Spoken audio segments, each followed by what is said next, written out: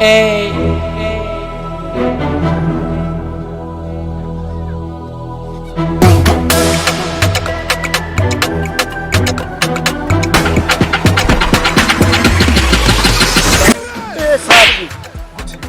sawa kwe.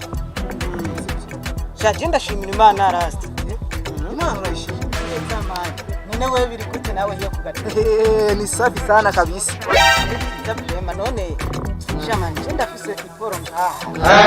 Ngira ndaguhewe gure mu akantu ngaho ngori. Kamwa tingira ngo agenga inyuma raje. Ngenda fise iporo ngaha ma. Sha bamwe bavuga ko umugira neza rabo mpe none. Ntari ibintu ntuzi ko byungutse ma. Eto.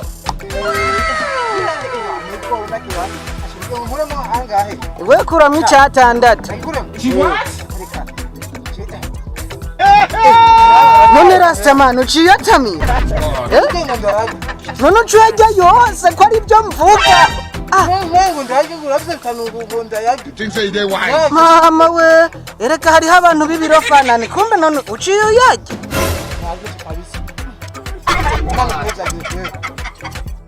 Kumbe se nyimiri joshu. Hago mubani sabira na kirda. Sabira kirda. Oya genda ya mukira yanjuriye jibyo sindabikora. Abagira neza uratangira. None ko ndaguhaye ugure mw'ikintu hama botike ngaha akugarure ugaca ugenda kuyajya yose.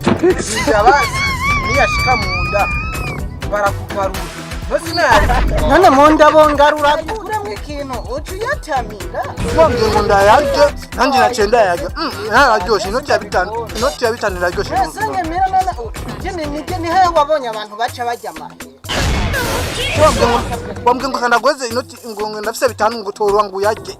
Nanjye cyane yaje. None yambona yaje ucuyashira mu kanwa gaheke.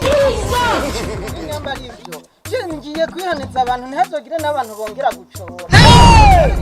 Akure mu cyatandatu basi cyakanyo ngavuga ati acha yajeyo.